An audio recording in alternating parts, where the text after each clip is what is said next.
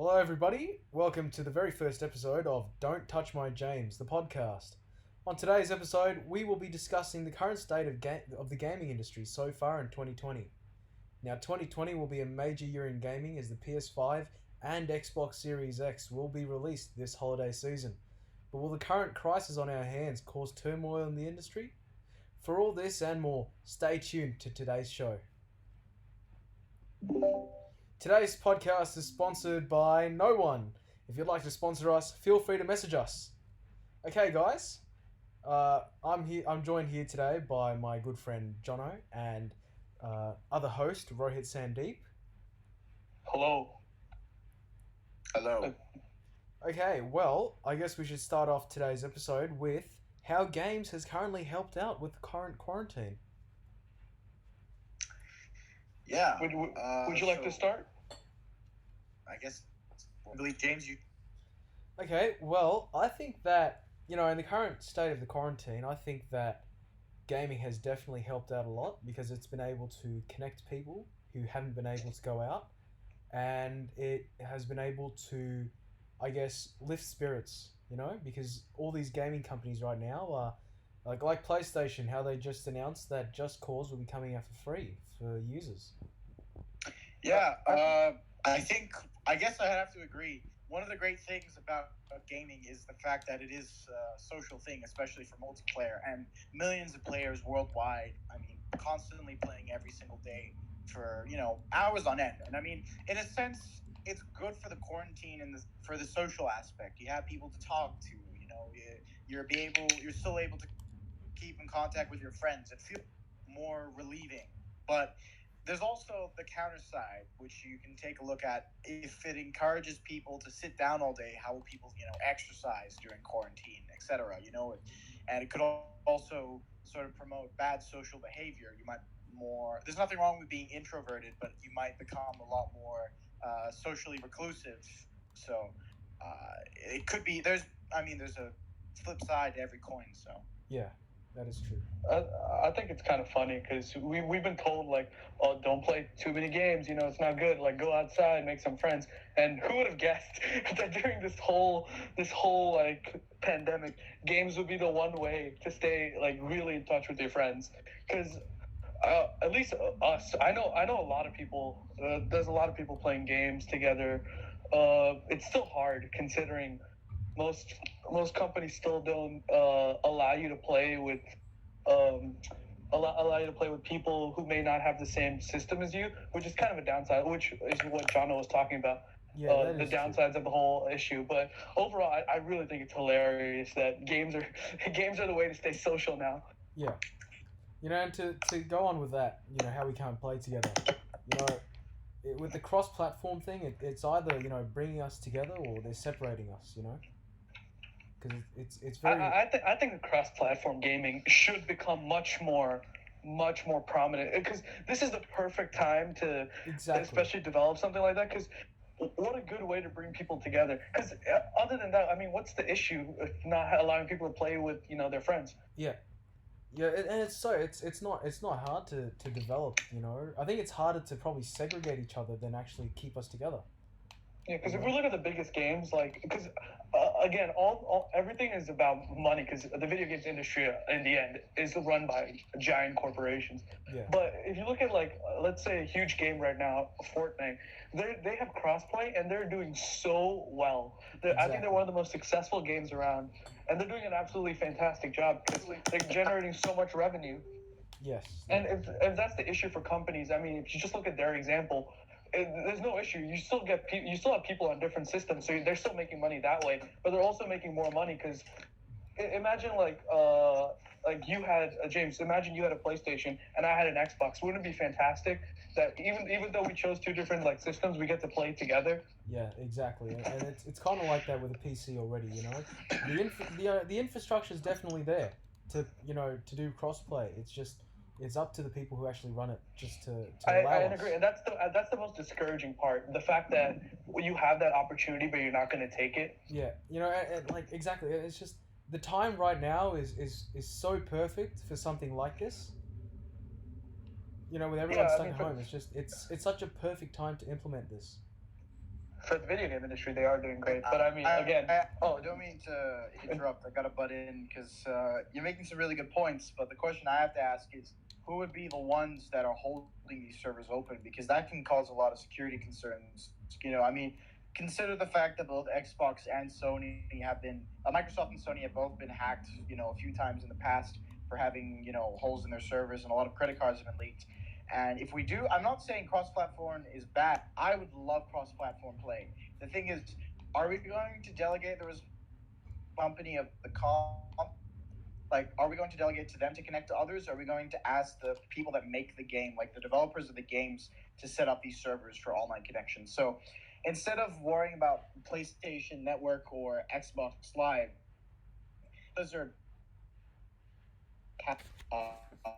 ecosystem that everyone would join to. So say Elder Scrolls Online, if you wanted to join that server, you'd have to join it specifically to be Elder Scrolls. Doesn't matter if you have PlayStation Well, Plus I think or Xbox that's Live. that's kind of how it works. I mean, it's not up to the actual game, like the corporate. Like, it's not up to Sony or Xbox itself to run the servers. It's up to the developers of the game to run those servers and upkeep them. So I think it's like they're making good points, but I think it's kind of a 50-50. I think it's like... Can I say, when you want, I guess that is an issue with crossplay, but to be fair, if you make it the responsibility of those game developers, that's so much more work for like employees, because like a lot of employees in the games industry already have really tough working conditions, and if you add managing a server for millions of people, because it has to be, because people play at all times, you have to be constantly regulating that. It just seems like so much work to just put it on the developers. Well, I mean, wouldn't it be the same if you put it on on Microsoft or Sony? Wouldn't the work just go onto them, because they would still have to hire the people to do that?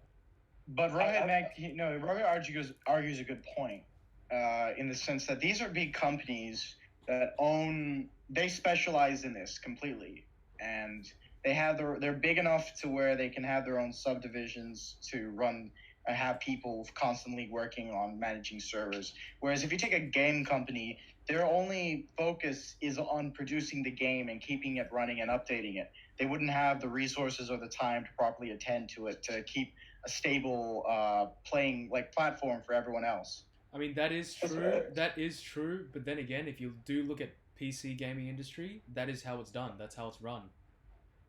It's not run by Microsoft or Sony. It's run by the developers. Well, okay, this is going to sound very renegade and kind of controversial, but I mean, if we're being honest, is PC gaming, this is also another thing we can come up to, is PC gaming still a huge thing?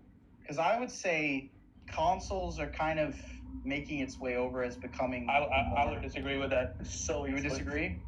So easy. Actually, you know what? I take that back as well. I keep thinking about Korea and PC bangs.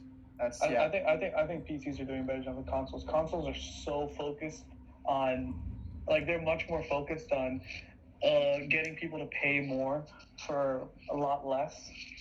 Because if you take a look at any console system, and any not only user that, has to pay so much.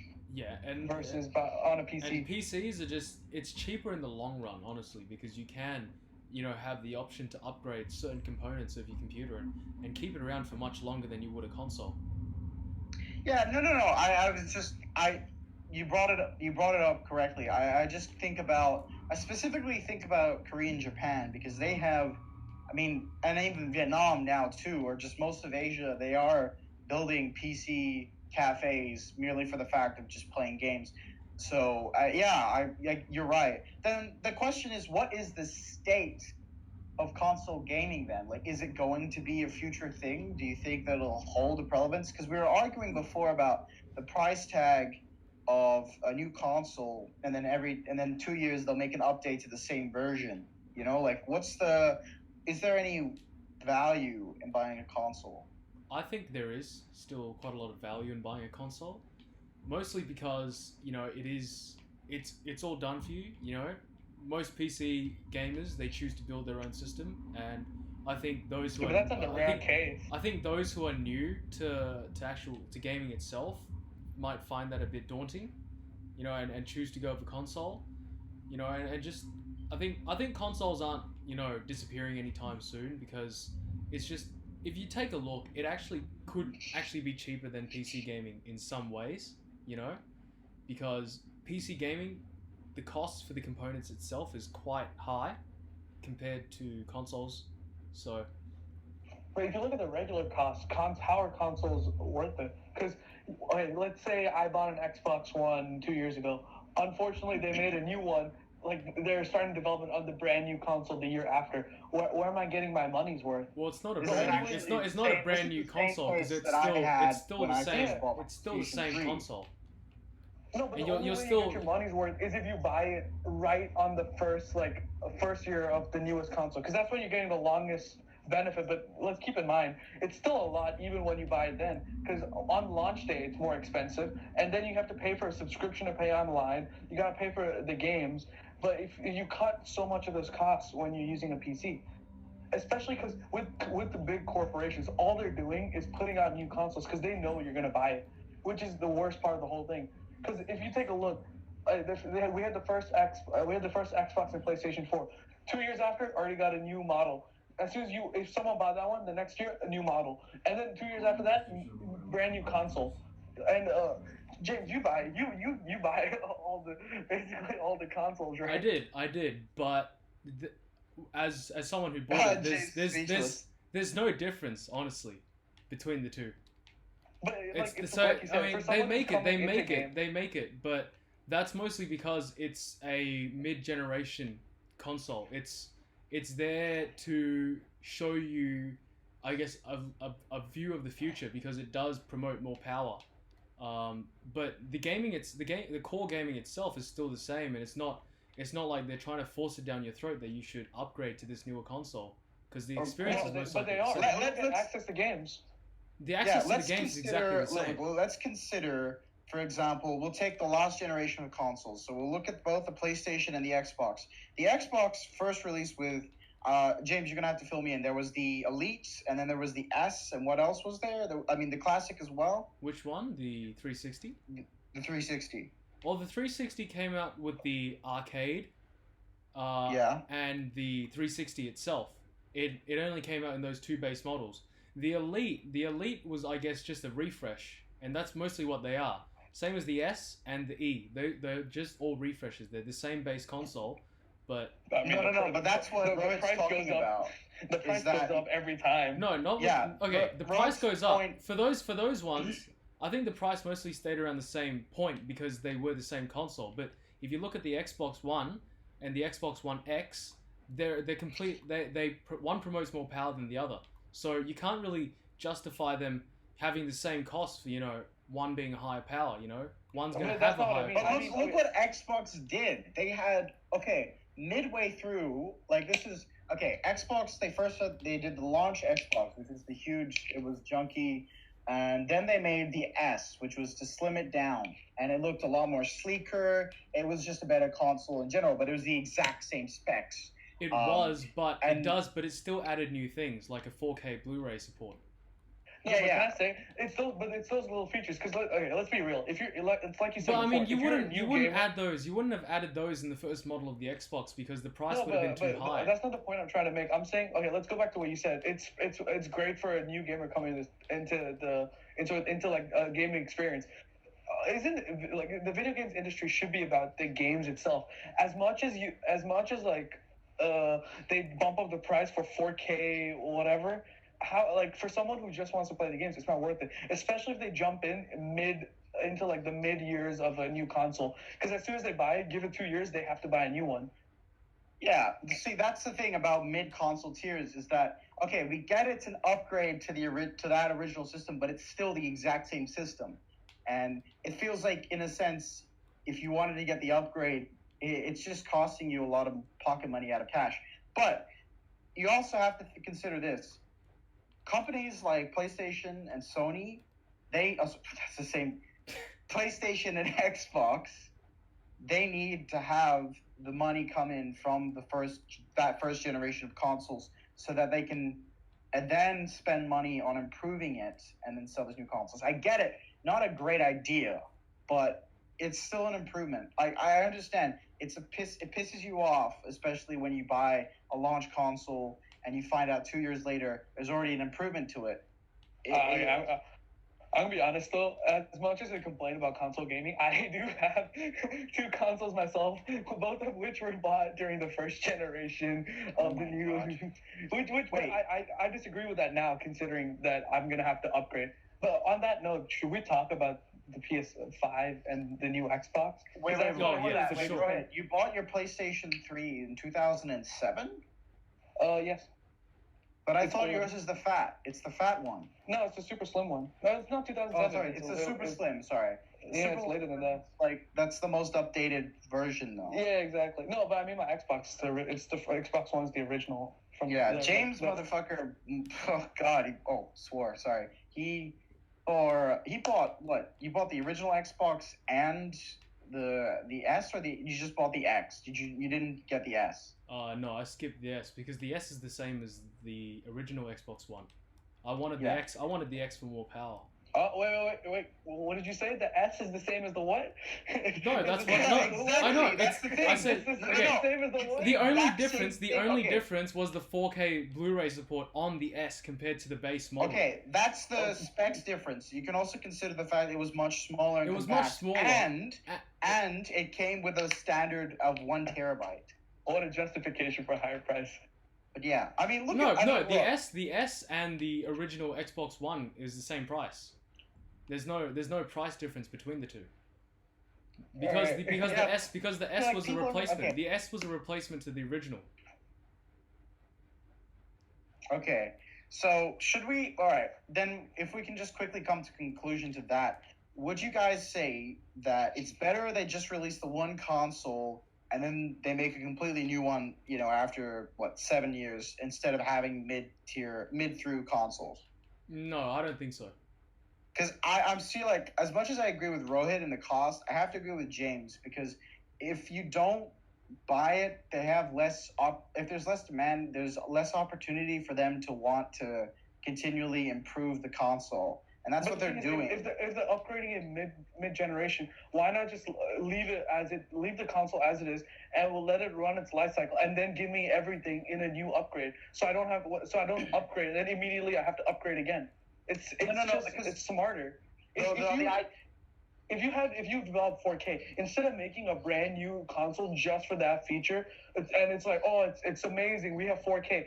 How about you let this console run its life cycle so the people who bought it can enjoy it, and then wait to release a new one with everything that you're excited for? I mean, that makes sense. Honestly, that would make me more compelled to buy the new console. The Xbox 360 came out with normal DVD support, but HD DVD, the rival to Blu-ray, came out, and they made an adapter to it.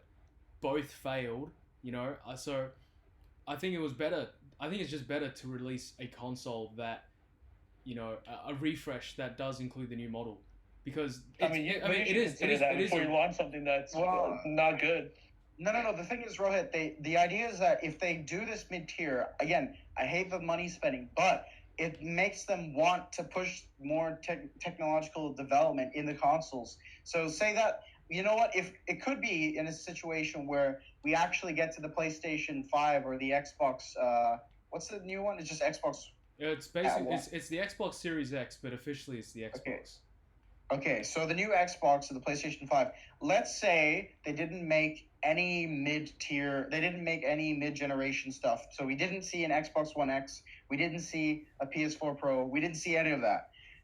We would probably get that instead of what we're going to get, because they wouldn't be encouraged to develop. Well, the technology wouldn't have been there yet when the Xbox... They would be encouraged to develop, because after a while they need people to buy a new console, so it doesn't change anything. Because it's a company. They have to push new products, but what they're doing is they're taking every little thing and justifying a huge price tag for for a few minor changes, instead of stacking it up into one major change. Because that's why I'm willing to buy the new Xbox or the new PS5, because that's actually a whole refreshed upgrade. it's not. It's not a one- refresh a or few- it's not a refresh or an upgrade. No, It's a but, brand but, new I- system. but I mean, like, it's a new, completely new it's something thing. new, right? It's something new. It's something I can get behind. But if you just add, like, okay, this is our new console, you have 4K support, enjoy, like. But that doesn't mean you have to buy it, and all your old games will still work. You don't have to buy it. It's not enforced. Yeah, but it's encouraged. They really do advertise it as you need this for like the best gaming experience possible. Well, of course, because that's what Yeah, companies they're trying do. to make money. It's I like know, it's yeah. like what Apple does. They have the Macs. No, and- exactly. Yeah. And I mean, look, they just released the SE. Exactly. Yeah. So there's always. I guess, but I think it's good to have variety. Hmm. So Well, I think it's those best- consoles were also released. I think because the PC industry was just they had ray tracing, or not ray tracing, not at the time of those consoles released, but they had better specs. I think in a way it's a way to rival the PC as well, and not get left behind in the dust. Now that you mention that, I still remember the freaking Steam controller, the Steam OS that Steam tried to push back in 2014, 2015 to sort of that match up with that was a console failure, games. man. That controller was ugly. I think it's Oh, funny God. how we said we were going to try and talk about the new consoles because that's what everybody that's what's really important in the games industry right now, and we just went back to arguing. All right. Well, Well, I guess they're- we they're got to move on to the pressing new topics. consoles then. So All right, Xbox, all right, PS5, and the let's start with Xbox. the correct question. Wait, we should start with the correct question. PS5, Xbox Series X, Xbox Series X. Who wants one? I want a Series X. I want. Yeah, I- exactly. But you want an Xbox? I will definitely. I want do that. all of them, bro. I think the PlayStation 5 controller looks goofy. I think the PlayStation 5 controller, I think it tried to copy Xbox, but failed badly. I think what they did was, at least they were like, how can we take our old controller one step further? And they're like, we can't, because otherwise it's way too similar to Xbox. And I'm I just think checking I the think it controller was right now. I think it was time that PlayStation actually had offset joysticks. Those like the Xbox. Mhm. I think they should have done that because it's more comfortable. Having I'm two glad- I'm- awkward I'm glad the joysticks. Xbox kept the basic controller format. It worked so well. You don't need anything too fancy. I think with the Xbox, how it stuck with a pretty similar design. I think that was a very good idea. Because Because it's comfortable, right? Because you're It's- used to it. it's It extremely feels like- comfortable as already. The PS4 controller, the one that I have, it's not very comfortable to hold after quite a while. Has everyone seen the image of what it looks like? I'm looking at hold up. Right now, I'm looking at a comparison between the Xbox One and the Xbox X. I mean, series. it does. So it they've does taken have. the It same does have cool design that they specs. had with the Elite. Which one? No, the no. controller. The Xbox Series X is a completely different design to the Elite controller. I know, but it's got a similar D-pad to it. But you can't change that too. I mean, how Oh do you yeah, change it has. four? I'm just saying, like the design. I'm not saying that it is an exact thing. But I know, but you can't change that. You can't. How do you change the D-pad? It's 4 arrows. I mean, no, look, because they I mean- added the little circle extra, so you can do diagonal. well, I easier. mean, that's still better than PlayStation. PlayStation stuck with the same design since the DualShock 1. Well, you know what? I'm gonna have to agree on with you guys. Like, I'm kind of disappointed, and they also took away the colors from the what do you call that? Triangle, square, X and O. Yeah, the they took away the colors. I think that's The why. white I looks think. so goofy. I think white looks that's so why. goofy. I think the Xbox controller is really nice because it still has those colors on it. I do And like I think that. Yeah. I think PlayStation should have stuck with those colors because that's kind of its brand. You look at like PS4 ads sometimes and it has that. It's just like, oh yeah, you immediately know that's PlayStation. They should have stuck with it because it's their Wait a brand minute. identity. They The haven't PS5 said if also it's going to be has a- LEDs inside of them. There might be LEDs. That's kind of strange. I didn't expect that. Yeah. There Wait, might. wait, James, you saw the storage, right, for the PS5? What What weird a number. goofy number. What a goofy number. 825 gigabytes of an SSD. Why Thank not you, just- place. Why not just go Just all the round it way? up to 1 terabyte. Jesus Exactly. Christ. I mean, if you tout that your storage is so amazing, make it 1 terabyte. You know, Yeah, I think don't they understand did that to cover their ass because I don't think they developed a storage system that was fast enough with 1 terabyte at the moment. But like before we tear on it, keep in mind like a lot of times when consoles say they have 1 terabyte, you lose like 100. Oh, yeah, so of maybe course. you really do get exactly 825. But if it's not like that and you get less than But that, that's I think definitely not worth it. no way would the system itself be. They wouldn't 100 not say that it was. It would. I mean, the system itself. No way it's going to be like 200 gigs. Like Well, the internal. No we way. have yet to see. I mean, honestly, we don't know what these consoles are going to bring. Like, we have to see when they come out, and they're coming out later. But in do you think September an this year. OS is really worth like 200 gigs of space? I don't think so. know. I don't think so. I mean, okay, I'll take a look. My Mac currently takes up about like 50 something gigs, maybe. And that's a computer, right? Like, how much does the Xbox One have? Does anybody know? The one right now. Yeah, like how much system space do you need? I mean that depends on the amount of games you're playing, but a good terabyte or two is No, I pretty mean, good. like- You need a I mean, minimum. like- and we had this discussion before about how we're I mean, like, really the OS, angry the about OS these companies itself. not setting 1 terabyte as the standard. James wanted 2 terabytes as I wanted 2 terabytes as standard because we came into the previous generation with 500 gigs, which was clearly not enough. So Last, no. The last generation before, like this one, 500 gigs was enough. But our generation, not the new one. okay, so the Xbox, That's- the Xbox 360 and the PS3, 500, plenty. The Xbox One and PS4, 500 is not enough. 1 terabyte for me right now is still not enough, and I know for Rohit and you, it's not enough. It's not enough. You know, so and if games are just going to get bigger and more beautiful, 1 terabyte is not enough. You know, they have to. You know, it should have been 2 terabytes, and you know, okay, they say that okay, you can expand the storage with like for the Xbox, how they have that new little SSD slot that you can stick in the back.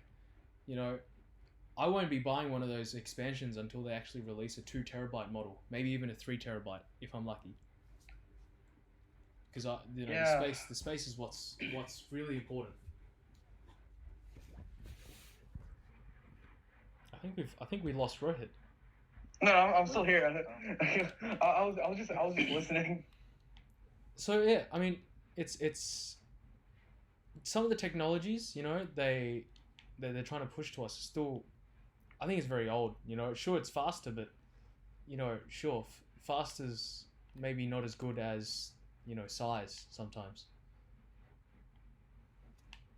Yeah, but I guess it's hard because you are right. Games do go up in size, which means obviously you got to pay a bit more every time. But I mean it's worth it because it's not the console's fault. Games should be starting to look better every time.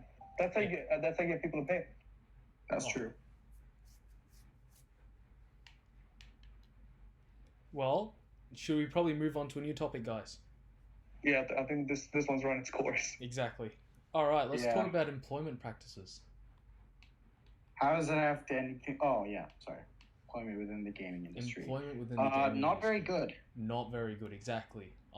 Some of the conditions that I've heard are just appalling.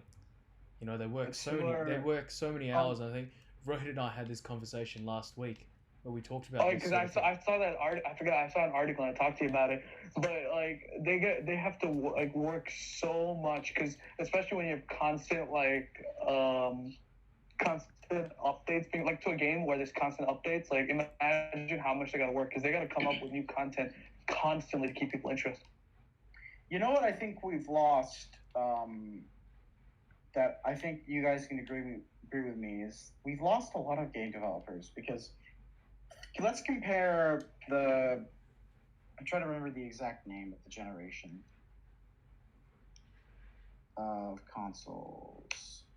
Just quickly. Okay, the 7th generation of consoles. All right, this is our. Oh, nope, that's the wrong. 6th generation of consoles. So what? The PS2, Yeah. the PS2 and the The Xbox. PS2 and Xbox. We go back to this time. and game developers there were so many. You know the amount of variety in terms of the games and genres we had compared to what we have exactly. now. It's either like we lose game developers, or game developers just seem to like put out no good games. Like, remember when Rare used to be really good? Oh god. I remember that. Like, they used to release like bangers. Like, it was great. Now they just, what do they do? You know? Good example, and everyone hates them. EA. EA. What happened to EA? They're so focused. It's not even about the games. Their slogan doesn't apply. It's all about the money. It's all about the money. And that's perfectly running back to the whole employment, because EA is probably known for having some of the worst, cases in regards to employment practices. Like, I've heard that they've overworked everyone that they have. Their developers, their testing gamers, everything. What's EA? They're very. I mean, they were voted like worst company in America like a few times, I think. Yeah. And that really shows in their practices. Comcast. That's a bad company. Really. I think EA was on top quite a few times, just because of their business practices. No one. I don't think anyone's surprised by that. Everyone knows how notorious EA's reputation is. For sure, they put out games that aren't. They're so confident, but they turn out to be like terrible. Like Anthem. It's exactly like the marketing for that made it look so fun. I remember we were so excited for Anthem, and then it turned out to be like. I saw the finish of the game. I'm like, what happened? Where did it drop? How did it go down so bad? Battlefront 2. I was so psyched for that, honestly. I was so psyched for the remaster, like the new Battlefront in the first place, anyways. Even though it was limited. When they made Battlefront 2, I was like, hell yes. And then they disappointed the hell. I mean, that's not the only one that I think they've messed around with, It's just... You know what? I feel like their main source of revenue, and we gotta be, it's FIFA. Because everyone plays FIFA. Sporting games, for sure. Boarding games? Sporting games. Yeah, sporting games in general, they probably have a lot of licenses. They are the go-to sports in terms of video games. Yeah. And a lot of their games are quite good. I mean, FIFA is a pretty alright game. I mean, see, I'm reading this right now. So, 2004, I'm reading off the Wikipedia page, but there are citations. Electronic Arts was criticized for employees working extraordinary long hours, up to 100 hours per week, as a routine practice rather than during the crunch time. So crunch time is essentially, this is before the game is released, okay? So they're trying to really work on it. So on average, they would work 100 hours. That's Jesus. That's too much. I mean, if you have a family or something during that time, that's really going to hurt a lot of things. 9 a.m. to 10 p.m. It's going to hurt, 7 days a week. Like, it's going to hurt relationships and stuff, It's like... No, that's exactly what it's saying. It says an EA's employee's wife had posted on a blog saying that she was really pissed off at the way that her husband was working 7 days a week, 9 a.m. to 10 p.m., and would sometimes get Sunday evening off at 6:30. Yeah, I mean, the gaming industry is like, it's like all this glamour and all that, but like the truth is like a lot darker than, a lot more grim. It does start out, because for a lot of people, it's such a dream job. Imagine working on the game. Imagine just like you develop and you make games and you get to play games and you get paid for that. Like, what's better than that? You get to work in an industry that a lot of people have been a part of for such a long time, but then you get into it and you have like the nightmare hours, and then like there's always that job uncertainty, because if the game doesn't do well, you have no idea what it's gonna, especially if you're working for a smaller, like for people who develop indie games. If the game doesn't work out, that's it. Like, yeah. you just lost a job, especially the one you were possibly passionate about. Yeah. But I mean, some indie games, they become awesome, like Untitled Goose Game. Yes, like a lot of them do work out well, but again, in the back, there's so many hours put into it. Yeah, like blood, sweat, and tears. Exactly, and for like the bigger people in charge of the corporations, of course, it's no problem. They're making really good money, but for the people that are right in there, it has to be like, as much as they may enjoy it, after a while, it has to become a hassle. And like I said before, for games that have constant updates, just needing to meet those deadlines with new content that'll get people excited, it's such a stressful position to be in. Yeah, and I mean, for like, I guess small developers, you know, I think they're okay with making smaller amounts of money, but if they have like a big publishing deal with a large developer, like EA or something, I think they're more inclined to introduce like microtransactions. In a way, and if you think about it as well, these giants, Ubisoft, EA, what's another good one we can bring up? Blizzard, Activision. Activision. Is Bethesda a part of Ubisoft, or are they two different? No, Bethesda's its own thing. Okay, Activision, Bethesda, etc. These game companies are so huge because they take up so much of the market. They are producing games constantly all the time, regardless of whether they're good or bad. They're producing them, and these are like, you usually tend to see these games Fallout as 76. AAA. Even if they're really shit, they are still AAA.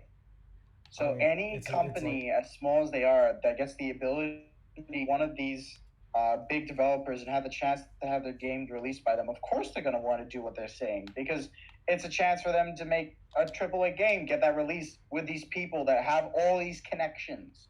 You know, it leads them to one thing to another. Yeah, that's true. But I think those major corporations, and I think they're just too focused on the money these days, and not actually on the gamers themselves. You know. I agree with that. What, dude? Like, I agree. Like, if we look like back, you guys at least when remember we were younger, games were so much more about the gameplay. exactly. You guys Like, do you guys all- remember a time when you bought a game and that was what you got? There was no such thing as like DLCs and stuff. I was just about to say that. Because here's the thing: if you have all that in hand, why make me pay extra for story? Just put it in. When I'm Exactly. paying $60, the last thing I should expect is I need to fork over 20 to get a better experience. Yeah. I mean, I think this is where- I played Dead Rising 4, right? And I played it, and the game just randomly ended. You know, it was like the most random ending I've ever seen in my life. Google it, and it turns out if you want the real ending, you got to buy a DLC. I mean, what the hell's up with that? I think Because Dead Rising has look not at all these been classic good games. since, I think 3 was the last one. 3 was kind of bordering already. 3, everything after 3 is just meh. Dude, you look at all those classic games, Mario, Pokemon. There was nothing like after you finish the game, hey, you want more? Pay some more. Like, no, it was the. I mean, to be fair, a lot of them had really bad endings where it was just congratulations, you finished the game. Congratulations, you here's kissed the the bride, princess. Princess You Peach. rescued her. Yeah. Like, Yeah. it wasn't a fantastic ending, but it was it got better after that, but it was the whole game. Yeah. Consider the fact that the game itself was so hard. Getting that win, the best feeling in the world. But I mean, wasn't it a bit frustrating too? Like you said, those games were hard, but once you get to the end, it was just a congratulations after all that effort you put in. Yeah. So in a sense, it has gotten better, but also like no. But still, I mean, you look at the old Grand Theft Autos, and they were really good. You know, they had a really But if there we was- want to talk about like bad practices now, pay to win gaming. pay to Okay, win. before we jump to that, I've got to head off. But I want to say we should give praise to CD Projekt Red. I mean, they deserve everything. CD Projekt Red, honestly. in this whole world of like evil corporations, they're doing the right thing. They're doing justice. Like I was perfectly cool with them pushing the date for Cyberpunk 2077. I was so cool with it because they're so professional about it. They make quality games. You know, when they released The Witcher 3, I have it in my console. I bought the Game of the Year edition. It's got everything. Literally, every single DLC is a new game in itself. It's See, like as much as I hate the idea of like DLCs and stuff, CD Projekt Red is one company where I wouldn't mind actually buying DLC, because exactly, it's the game's done, but it's giving you like more. It's different, you know. yeah. Anyways, I've gotta go. You guys keep All right. talking. Well, thanks for joining us today, Jono. No worries. Just the two of us. It is. It is. It is So just the two of pay to us. win. You want to talk about our last topic for this episode? Pay to win gaming. Pay to win? Yes. Actually, we have one more. We have pay to win and game addiction. Oh yeah, let's keep going then. Okay. Pay to win gaming is such an annoying concept, It is. especially in a competitive sense. It's terrible. Yeah, and I think that's what's good about Fortnite. You know, it's not really pay to win. But I would say on the counterpoint of that, you're spending money on something that has no impact on the game. Like, if it's not pay to win, you're spending money on cosmetics. Exactly. So there's no real win-win situation there. But honestly, I think the cosmetic side is probably better than paying for something that impacts your it improves your gameplay but ruins everybody else's. Yeah, exactly. I mean, why should someone be, why should someone have access to this gun that is like 10 times better than yours? Exactly. And like with the whole like I said before, in a competitive sense, it feels terrible because it should be about skill. It should be about your skill, not I have this gun that's better, or like I have this item that's better than everybody else's. Yeah, I mean, because it's either you pay like $5 or something for the game, or you grind for like hours and hours just trying to get that weapon. But even then, there's probably someone who just threw $10 away and managed to find Yeah, I something mean, he even just threw better. he just threw some money. He's like, boom, I got a better weapon than like people who play for like hours. Which again, it goes back to the point I made earlier. When older games, when you bought it, you got everything. You got it. You didn't That pay. was everything. You didn't pay to skip levels. You didn't pay. You didn't pay for like an item that nobody else could get if they didn't pay for it. It was the whole game. It was a normal game. That's Yeah, exactly because what it is. if we want to use an older example, say Pokemon, you didn't have to pay $10 to get a rare Pokemon. You just played the game, which is what it should be. Exactly, and that's how it should be. It's just you shouldn't be forced to. Well, I mean, they're not. In a way, they're not forcing you, but they are forcing you. But I mean, it goes with like currently it's all about the money, right? If you want a better experience, just hand us over some money and we'll make your gaming experience much better. It's either you spend some money, and at least you get to like, keep up with the rest of the player base, or you spend nothing and you get left behind. Yeah, I agree with that.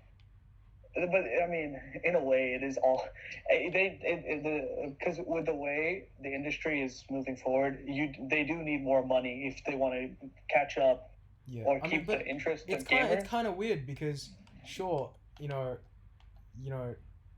money's very important, but there's more players actually playing video games now than there was back then. So I would agree with that. It's much more of a common thing now. I mean, even if like you only play like a couple of games, most people have a console. Yeah, and that's more players that can buy your game. So it's kind of they shouldn't be doing as much DLCs and stuff because there is interest in your game. There's more interest in your game now than there would have been in the past. I think DLCs are probably one of the worst things to come out of the gaming industry. The worst business practice. But to be fair, I have bought DLCs before. But I have bought DLCs as well. Like I bought DLCs. I wanted more story. For me, it was just because I wanted like cars that. Okay, Forza Horizon. I wanted some cars that meant a lot to me, and they were stuck behind a paywall. Exactly. So I mean, but that's the problem. Everybody falls into that trap. Like, oh, I really like this game. I want more content. Oh no, I have to pay, but I really want to play. So then you end up paying, which is exactly what the intent is. They want you to feel that way, so you pay. Exactly, and I think this practice of like DLCs and like extra hidden stuff, I think it's more common with third party developers than it is with first party. Because you look at Sony and what they're doing with their first party games. You don't see much of this, DLC for extra stuff. Uncharted, that's what you got. Last of Us, same with that. So what I do approve though is DLCs because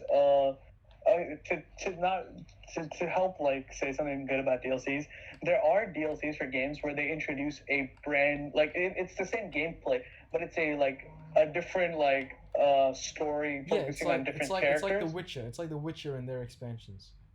Yeah, and I'm like, okay, that's kind of cool, I guess, and that's worth paying for. But again, that's what I mean. I want more story. I pay. So there is a good aspect to it, but really, it should just be included, especially when you're forking over $60. I mean, you pay $60 for a game, you know, or it's either you pay $60 for a game and pay for a bunch of DLC, or you fork out like $100 for the Ultimate Edition, you know. Which is another really, like, again, with this whole like paying more that's coming, like back then there was no Ultimate Edition, nothing You know, like that. and exactly. And the thing is, with the I still think about this because the Ultimate Edition is supposed to give you everything, right? It doesn't. But when I bought Forza 7 and I bought the Ultimate Edition, they left out one expansion pack. One expansion pack was paid. Even though you had like the highest tier of the game, that was stuck behind a paywall because we gave you a bunch of car packs already. You can't have another one for free, even if you bought the pass. Yeah, I that's something I really can't get behind. It's a little shady, but it's very shady. But... Yeah. All right. Do we want to wrap this up with we'll transition into our last point with gaming addiction, I guess, before we wrap this up. I think the one reason we wanted to talk about this was because, especially with how much more gaming there is happening. How much more time we're spending indoors. I've seen people talking about, you can't play too much, like you'll get gaming addiction. But I mean, like, gaming addiction is not the worst form of addiction for sure. It's not. At least you're having fun and you're staying, home in a fairly safe environment. Yeah, no, but I mean, even then, you can't blame someone for their interest in games. Yeah. It's not something. I mean, in a way, yeah, like, you're not socializing enough. But right now, we're really seeing how we're not supposed to socialize. Yeah. So right now it's a great thing. Like, this is the way to socialize. You play games with your friends because you can't go outside. Exactly. But I mean, then for some people, this could really be a problem because they just become so. I forget when, like a long time ago, I saw something where they labeled gaming addiction like an official like addiction, and I was like, well, that's not really fair because it's just interest. Some people are more interested in playing video games than they are into playing soccer.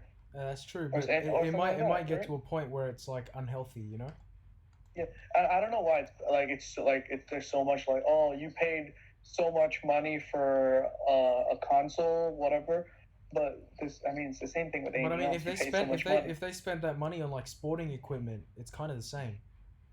But Of course, one gives you exercise, but it's fair. It's pretty similar, you know. They're spending money on something that they're interested in.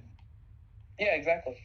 That's exactly what I mean. That's what I mean. You can't control someone's interest. Gaming is something they enjoy, and for a lot of people, it's less of an addiction. I mean, a lot of people play games just to as a way to relieve stress because it does work. It does. If you're stuck on something, I mean, obviously. I will say this: playing 24/7 is not good. just like a lot of other activities. Exactly. Like too much 24/7 not good. Yeah, playing too much is not good. Anything like too much of anything isn't good. You gotta have a good balance. So it is fair, but like all the negative like I don't know if you remember, there was like this was about Grand Theft Auto. Like a lot of people gave it negative ratings because they didn't like the violence and like and the playing the bad guy, and like because a lot of people thought, this is gonna make people do violent acts in real life, but it's kind of the same with television and movies, you know. I was about to say, I'm like, that's really exaggerated because if expecting someone just because they do violent things in games, expecting them to do it in real life is. I don't want to say it's a huge stretch, but it is still like really absurd in a way. Yeah. Because I mean, 'Cause, it's a video the- game. Like, for most people, it's their escape. You know, like it's Yeah, a, exactly. it's a It's a sandbox environment. simulation. It's safe. I mean, I think it's much more. It's better to shoot up a place in Grand Theft Auto than it is in real life. You know, Oh no, for sure. Yeah, really. I think Yeah, I think everyone's done that in Grand Theft Auto, but absolutely no one has thought about doing that in real life. You know. Yeah, but I mean, it depends on the person, so we can't really say too much about Exactly. It depends on the person, but it's a Exactly. very small minority of people who actually think like that. that. But you can't just blame it on the gaming industry. Exactly, because if you can blame it on the gaming industry, you can blame it on the movie industry and the television industry. Because Or really any sort of industry, because anything can promote. yeah, I mean, Negative if you watch Ocean's 11, you know, are you gonna immediately go rob a bank? No, and that's the point. It's fiction, Exactly. which is why, like, especially like when at least I don't know about you, but when I was younger, there was so much like I said before, games aren't good for you. They rot your brain. They're bad for your health. I'm like, but you lose your eye. Like, especially, I don't know about you. The worst thing I heard, like the thing I'm so annoyed by, is like, oh, if you play too many games, your eyes are gonna get ruined, which is true, of course. I'm They not do. saying that's not true. But if But- you're sitting in a well lit room and you know you get up every once in a while and do something else, it's Yeah. not a problem. No, but also like if it's the same thing. Like if you watch like anything, like anything with like if I'm just using my computer for work, even then, it's still I'm getting direct the lights going directly into my eyes, and so it's hard to avoid that, especially with technology being all around us now. But like when I heard that, it's from games, I swear to God, it was such an annoying thing, especially as someone who likes playing games. Yeah, for exactly. Because if you tell your mum get off the TV, you know you're on there for too long, she's gonna scream at you. That was the worst sensation in the world. Exactly. So it's unfair for gamers, but you know I think that's the stigma that comes with it. Yeah, and it is very unfortunate. It is. Well, I think. I mean, I think we've shown the very clear different distinctions of the gaming industry. Yeah. For sure. I mean, this topic is just massive. I mean, we can go on for like hours and days about this, but I think that's all the time we have. Especially being gamers ourselves. Exactly. But I think that's all the time we have for this episode of Don't Touch Yeah. My James, the podcast available on Spotify. Thank you guys for listening. Well, thank you, exactly. For all the people who have tuned in to this very special podcast, thank you for listening. Episode 2 should be coming out to a place near you soon. Thank you very much, everybody.